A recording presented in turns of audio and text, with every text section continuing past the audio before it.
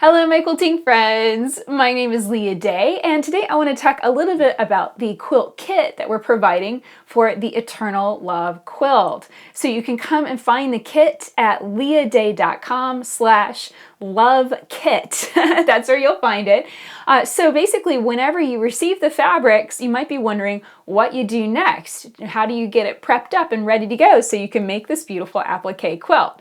So in this video, I'm going to guide you through the basics, how you get your fabric prepped up and ready to go so we can begin appliquing this goddess quilt together. So here is the Eternal Love fabric kit, and it comes with a fat quarter of your skin tone, the shirt fabric, 3 colors of hair, and then this is the color that goes around the baby, and then 2/3 of a yard of our background fabric, which is this gorgeous moonstone. It has a really beautiful model between pink and orange and yellow, green. There's just a little bit of brown in there intermixed, but I just think that's gorgeous. So that's going to be our background that the quilt is based on. And then you're going to have 2 scraps, and these are 3-inch squares of black and red. And they're scraps, they're tiny, so obviously you cannot wash them, so we have already done that for you. So we have already pre-washed until we're sure that they are not bleeding at all, and then starched and pressed, and then cut these into 3-inch squares for you. So that's already coming, already done. But the rest of your fabrics, you do need to take them and wash them, so that way you're sure that none of these batiks are going to run.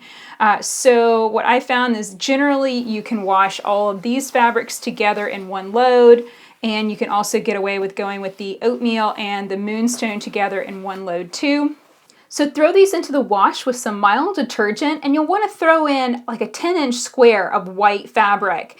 And that's going to be like your canary in the cave. If any of these dark blue fabrics bleed onto that scrap of white, then you know they need to be washed again. And you might have to wash them once or twice in order to get all of the bleeding to stop, especially purple. Purple and dark blue are really prone to bleeding.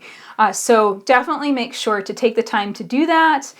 You probably only need to wash this load with the moonstone and the oatmeal one time. So once you get it all washed and ready to go, the next step is to starch and press your fabric, so then we can start cutting out our pieces. To get started starching, I just flip over the fabric so it is wrong side up, and really with these batiks you can't tell either way.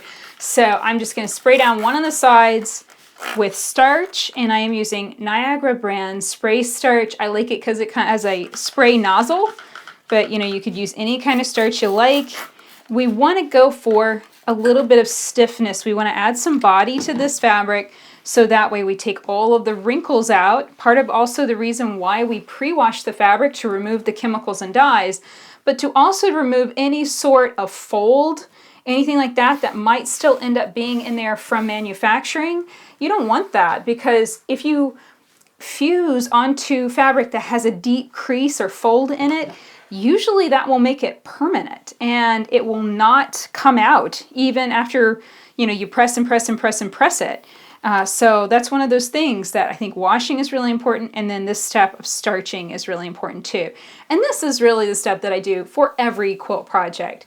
Dad helps me prep up the fabric to get things going, and this is the step we take for every quilt we create. Okay, so when it comes to pressing, you really want to set down your iron and set it still, but I am a wiggler. I like to shift it around, and I'm always tweaking the fabric and pulling off loose threads and that kind of thing. So, I can say it's ideal to set your iron down and just press, but if you're like me and you have the habit of wiggling it around, it's not the end of the world. I've never found that to be too detrimental. It's never caused a serious distortion in the fabric. So if you're a wiggler too, that's okay. So mostly the goal here is to dry out all that starch and leave nice, super stiff fabric behind. So it's going to be really easy to work with. We're going to be able to work with our pieces, cut them out easily, and fuse our goddess really quickly.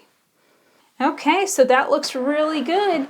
Our fabric is ready to go. It is ready to be fused and the pieces cut out. So that is the prep that you should do for all of the fabrics that come with your quilt kit.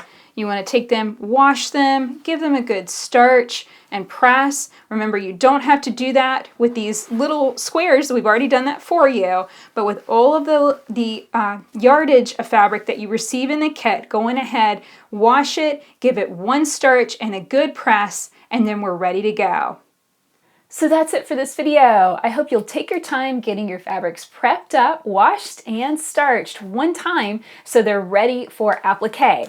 And speaking of applique, your kit will also come with 2 packs of Light Steama Seam 2. This is the fusible web that I like to use for applique. Now, the one thing your kit doesn't come with is the quilt pattern. So this is a downloadable pattern, which means that you'll download it onto your computer and print it out yourself. And you can find the pattern at leahday.com/eternallove. So I hope you'll come and pick up a pattern and pick up the beautiful fabric kit and learn how to make this beautiful goddess quilt with me. So come and check it all out, linked up together at leahday.com/eternallove. Until next time, let's go quilt.